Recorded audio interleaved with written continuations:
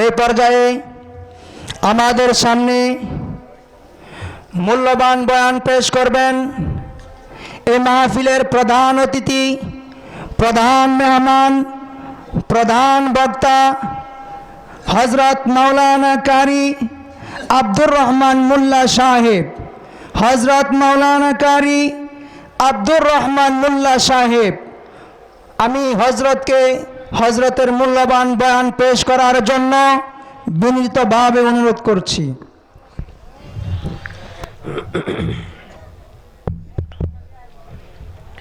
আসসালামু আলাইকুম ওয়া রাহমাতুল্লাহি ওয়া বারাকাতুহু।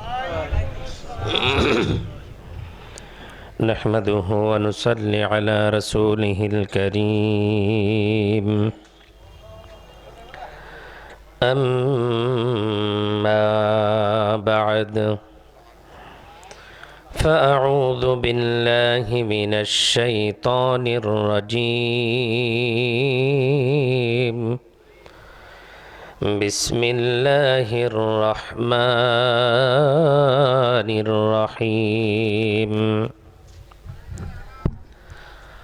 فاسألوا أهل الذكر إن كنتم لا تعلمون.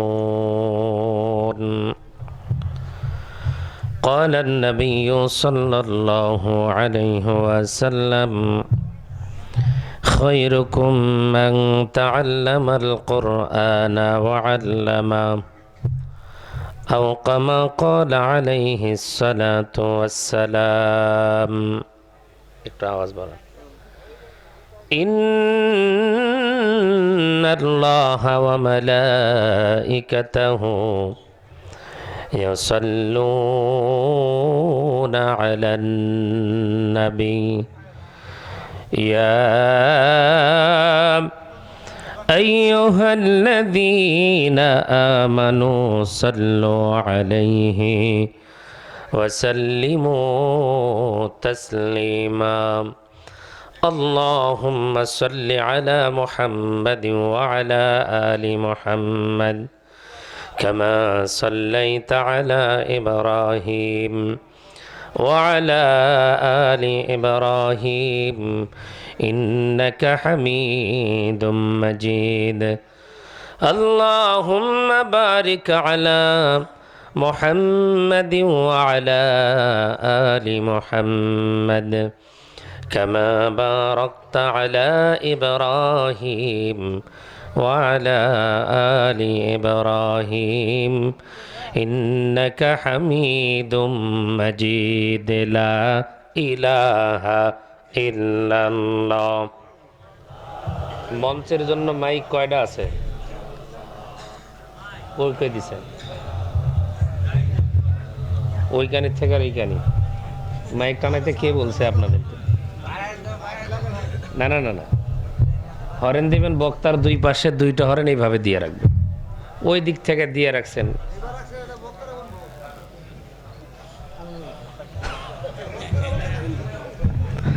না না না, আমার ছোট ভাই হয়তো বুঝে নাই, উনি হয়তো মনে করছেন এইভাবে দিলে ভালো হবে, এটা হয়তো ওনার ধারণা। কিন্তু আসলে বক্তার আওয়াজ যদি বক্তাই ভালো না বোঝে, শ্রোতারা বুঝবে কেমনে? এই জন্য দুই পাশে দুইটা হরেন থাকতে হয়। এই দিক থেকে এই পাশে দুটো হরেন সোজা করে দিয়ে রাখবেন, বক্তাও ক্লিয়ার, মঞ্চ ক্লিয়ার হবে। আর এমনভাবে দিছেন, ওই দিক থেকে দিছেন, আমি কথা বলার পরে আমাকে ওটা আবার শোনাইতেছে, রিপিট করে আমারে শোনাইতেছে। যাই হোক, এই রাত্রিতে আবার হরেন যদি ঠিক করতে চাই, এমনিতেই তো মাশাআল্লাহ যে তাড়াতাড়ি দিছেন আমারে, অল্প সময় পরই তারিখ চেঞ্জ হবে। কথা কোন ঠিক কিনা? এই জন্য যা আছে থাক, কথাটা তো শোনা যাইতেছে কোনো মতো, নাকি বলেন?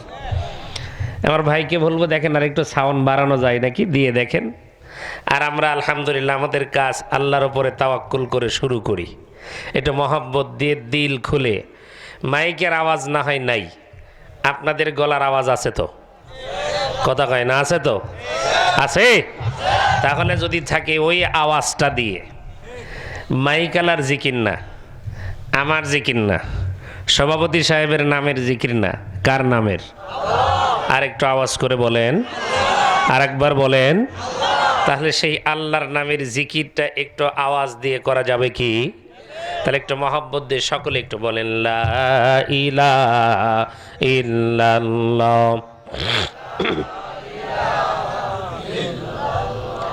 লা ইলাহা ইল্লাল্লাহ,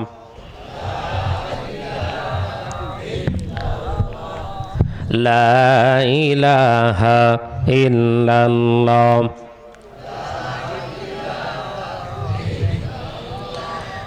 মেঘে ময়ূরী পশ্চিমেতে যায়, আমার সালাম নবীর দেশে দিও, রওজা জিয়ারতের আশায়, রওজা জিয়ারতের আশায় পিয়াসী অন্তর,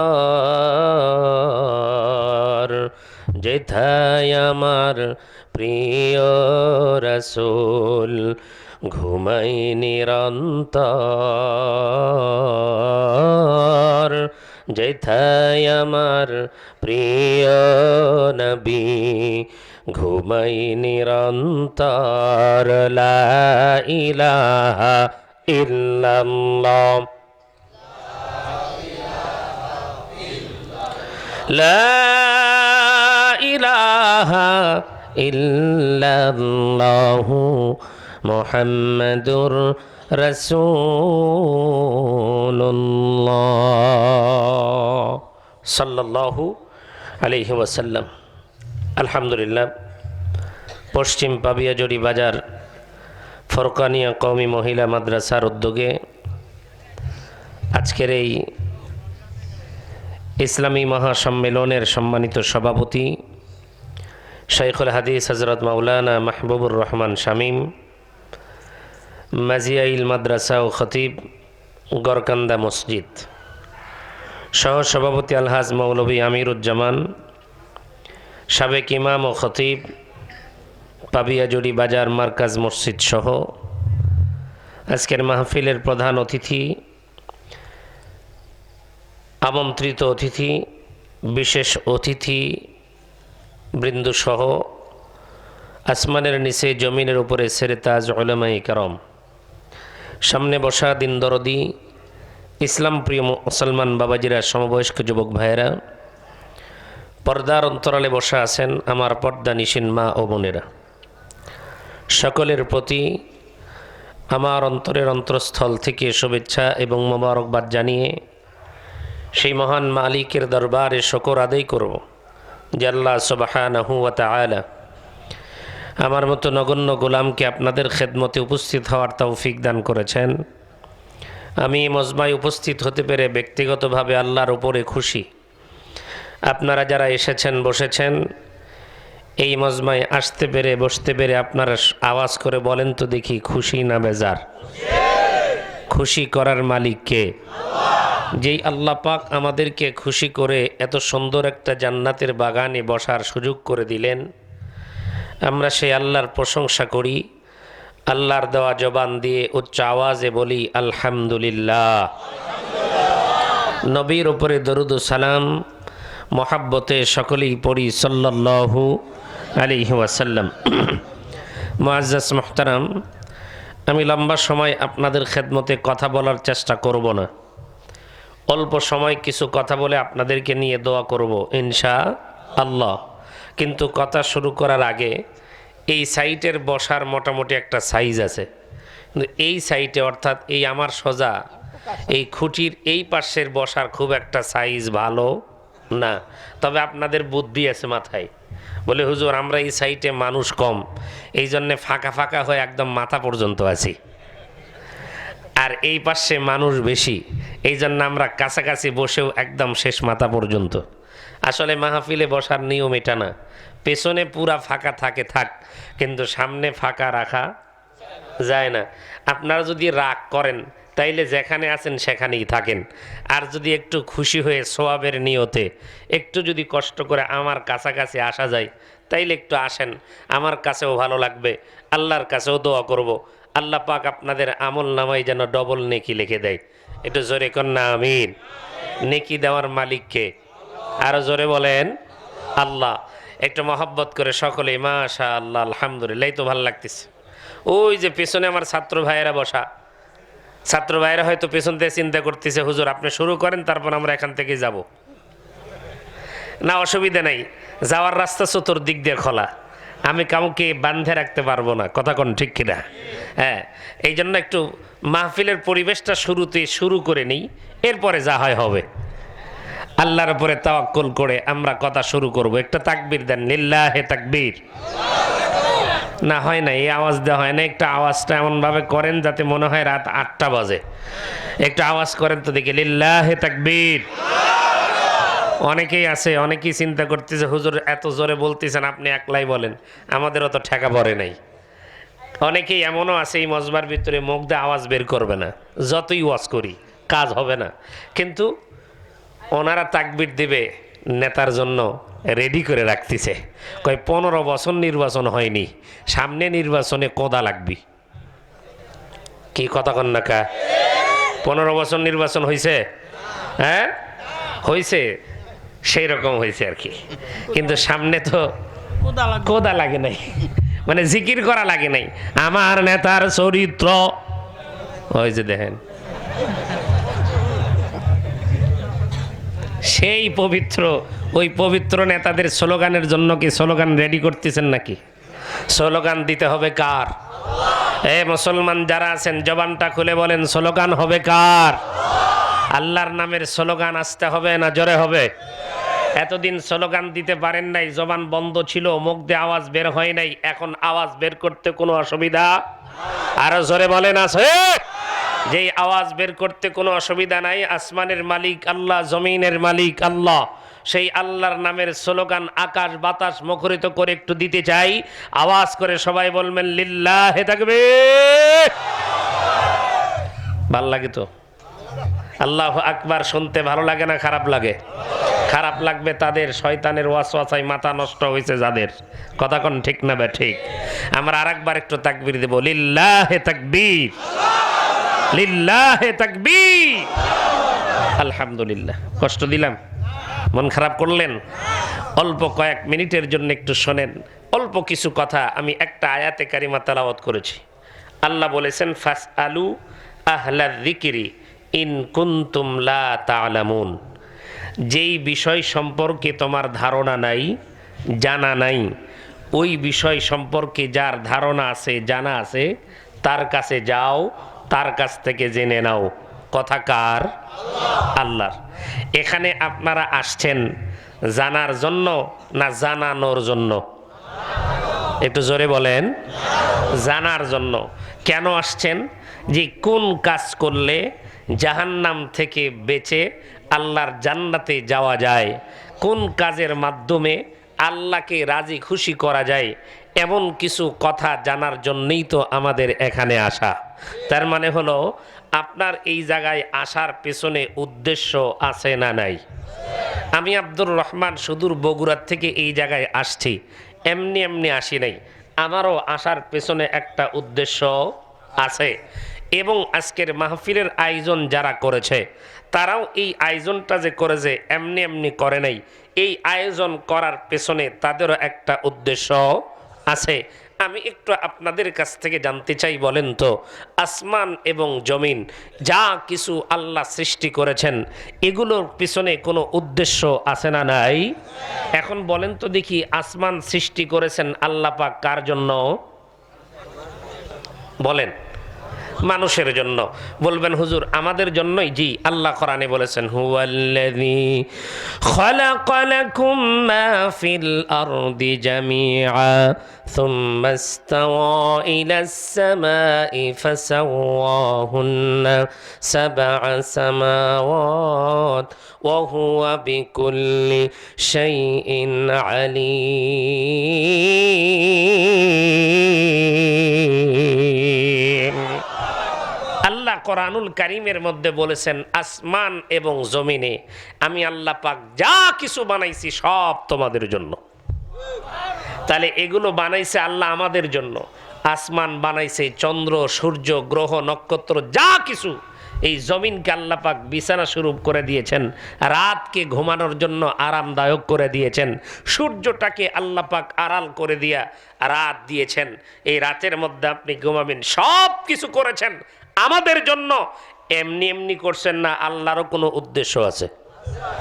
তাহলে আল্লাহর উদ্দেশ্য কি? আল্লাহ বলেন, মা খালাকতুল জিন্না ওয়াল ইনসা ইল্লা লিয়াবুদুন।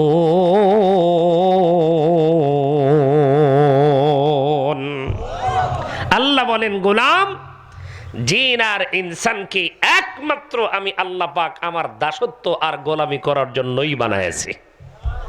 তাহলে এখন বলেন, আমরা কার গোলাম? আর একটুবার আওয়াজ করে বলেন, আল্লাহর গোলাম। গোলাম মানে কি? চাকর। গোলাম মানে চাকর। বলেন তো দেখি, চাকর কাদেরকে বলা হয়? যারা জমিনের মধ্যে কাজ করে এদেরকে বলা হয় চাকর অথবা কামলা, বিভিন্ন রকমের নাম আছে। কিন্তু যারা স্কুলে চাকরি করে এদেরকে কি বলে? এদেরকে মাস্টার, শিক্ষক। ব্যাংকে যারা চাকরি করে কেউ হয় ম্যানেজার, কেউ হয় অফিসার, তাই না? কিন্তু যারা কৃষক, ক্ষেত খামারে কাজ করে এরা হয়, এরা কি? চাকর। জোরে কর না কেন? এরা কি? চাকর। কিন্তু আমি কি বলি জানেন? স্কুলে যে চাকরি করে ও চাকর, ব্যাংকে যে কাজ করে সেও চাকর। অর্থাৎ অন্যের অধীনে যে কাজ করে সব কাজে চাকরি, গোলামি। কথা কর না কেন? ঠিক কিনা? এখন বলবেন, হুজুর একজন মাস্টার মানুষক আপনি চাকর বানাইলেন। জি, উনি যদি সকাল 8টার থেকে বা 9টার থেকে যদি স্কুলে ক্লাস না করে ওই 4টা পর্যন্ত, মাস শেষে বেতন পাওয়া যাবে? তার মানে বোঝা গেল উনিও কাজ করে কিসের আশায়? কথা বলেন, কথা বলেন, কিসের আশায়? ব্যাংকে যারা চাকরি করে মাস শেষে বেতন পায়, উনিও চাকরি করেন, উনিও কাজ করেন টাকার জন্য। জমির মধ্যে যেই ব্যক্তি গোলামি করে, জমির মধ্যে যেই ব্যক্তি কাজ করে, এও টাকার জন্য করে। এ যেমন দিন শেষে 800 বা 500 টাকা পায়, আর অফিসে যারা চাকরি করে সেও 500 বা 800 টাকা পায়। তার মানে হলো, খুব ভালো করে কথাটা, ভূমিকার কথাটা ভালো করে বোঝার চেষ্টা করবেন। স্কুলে যে চাকরি করে আমি বলি সে স্কুলের গোলাম, কলেজে চাকরি করে সে হলো কলেজের গোলাম, ব্যাংকে যে চাকরি করে সে হলো ব্যাংকের গোলাম। কিন্তু একটা জিনিস মাথায় রাখতে হবে, যেই ব্যক্তি ব্যাংকের গোলামি করে ওই ব্যক্তি স্কুলের টিচারই করতে পারে না। তার পিছনে কারণ কি? কারণ হলো একটাই, কেউ ইঞ্জিনিয়ার করে, সে ইঞ্জিনিয়ার হিসাবে সেও একটা গোলামি করে।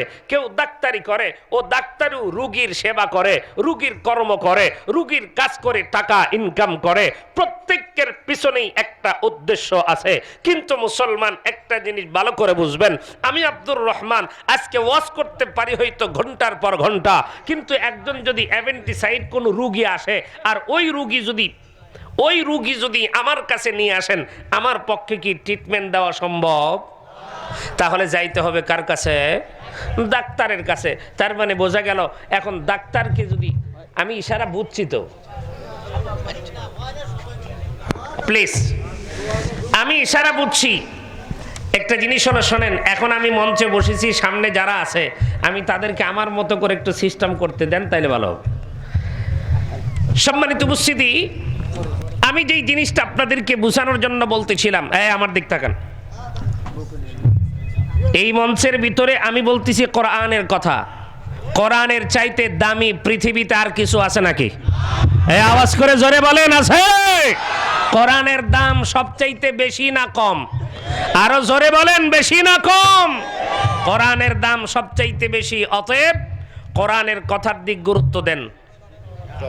আলহামদুলিল্লাহ, আমি আপনাদের সামনে বোঝানোর জন্য বলতেছিলাম, এই যে আমার পাশে একজন সম্মানিত অতিথি মহোদয় এখানে এসে উপস্থিত হয়েছেন। অতিথি তিনি যেই চেয়ারে বসেছেন, আমি কি তার চেয়ারে বসতে পারবো? না। কেন? কারণ ওই চেয়ারে বসতে গেলে আমাকে ওই যোগ্যতা অর্জন করতে হবে। অতিথি মহোদয় কি বক্তার চেয়ারে বসতে পারবে? বক্তার চেয়ারে বসতে গেলে তার বক্তার যোগ্যতা অর্জন করতে হবে। ও মুসলমান, পৃথিবীতে স্কুলে চাকরি করতে হলে স্কুলের ওই চেয়ারের যোগ্যতা অর্জন করতে হয়, ব্যাংকে চাকরি করতে হলে ব্যাংকের চেয়ারের যোগ্যতা অর্জন করতে হয়। ঠিক তেমনি করে আল্লাহর গোলামি করতে হলে আল্লাহর গোলামিটাও শিখতে হয়। আচ্ছা বলেন তো দেখি, আল্লাহর গোলামি শেখার দরকার আছে না নাই? আমরা সবাই নামাজি কিনা? জোরে বলেন, আমরা নামাজ পড়ি না? নামাজ পড়ি তো সবাই। হাত নামান, হাত উঠাইতে বলি নেই। আমরা নামাজি। বলেন তো দেখি, নামাজের ফরজ আছে না নাই? ভেতরে বাহিরে কয় ফরজ? জি 13 ফরজ। প্রথম ফরজটার নাম কি? জোরে বলেন, আরো জোরে। আচ্ছা, শরীর যদি নাপাক হয় কি করে পাক করেন? জোরে বলেন না। আচ্ছা, অজু করে গোসল করে, ফরজ গোসল হলে ফরজ গোসল করি। আর যদি 1 নাম্বার বা 2 নাম্বার কিছু হয় তখন কি করি? অজু করি। আচ্ছা, এখন বুঝা থাকলে বলেন, অজু করে আপনি নামাজের জন্য রেডি হলেন, হয়ে আপনি নামাজ পড়লেন, কিন্তু একটাবার ভালো করে বুঝেন, অজু করলে চামড়া পরিষ্কার হলো, কিন্তু আপনি দুপুরেই যে খানাটা খাইছেন ওই খানাটা হলো ইয়েতিমের মাল মেরে খাওয়ার টাকার ভাত। কথা কয় না?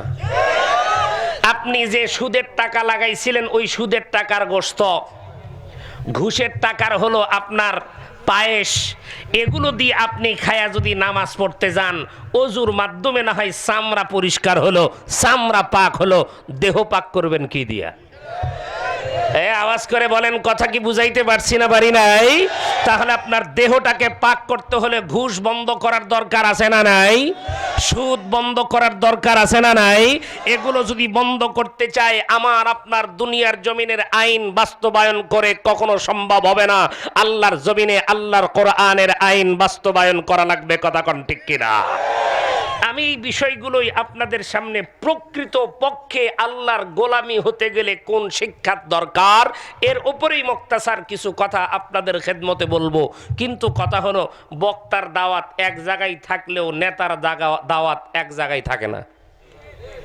বলবেন হুজুর কেন? অতিথি মহোদয় যারা হয় তারা দেখবেন একাধিক মাহফিলে তাদের অংশগ্রহণ করা লাগে, আর যদি উপস্থিত না হয় তখন আবার বলে, ও আমরা দাওয়াত দিছি, আমাদের এখানে আসো না, আর পাবিয়া যদি ওখানে বড় দেখছিল এই জন্য ওখানে গেছো, এরপর আমাদের কাছে আসো দেমানি। কথা কোন ঠিক কিনা? এই জন্যে অতিথি মহোদয়ের সবাইকে কি রাখতে হয়? খুশি রাখতে হয়। এই জন্য প্রধান অতিথি মহোদয় যিনি এসেছেন উনি একজন সম্মানী মানুষ। আমি আপনাদের কাছ থেকে একটু কয়েকটা মিনিট সময় চেয়ে নিচ্ছি। উনি বিদায় নিয়ে অন্য কোথাও আরও তার প্রোগ্রাম আছে, সেখানে যাবেন। আমাকে শুরুতেই কথাটা কর্তৃপক্ষ আমার কানে দিয়েছেন, এই জন্য আমি আপনাদের কাছ থেকে কয়েকটা মিনিট সময় নিয়ে আমি অতিথি মহোদয়কে তাকে দিচ্ছি। উনি কথা বলার পরে আমি বাকি কথা আপনাদের সঙ্গে বলে, সামনে বলে আপনাদেরকে নিয়ে দোয়া করবো ইনশাআল্লাহ। রাগ করবেন না তো? হ্যাঁ, মাশাআল্লাহ। জি।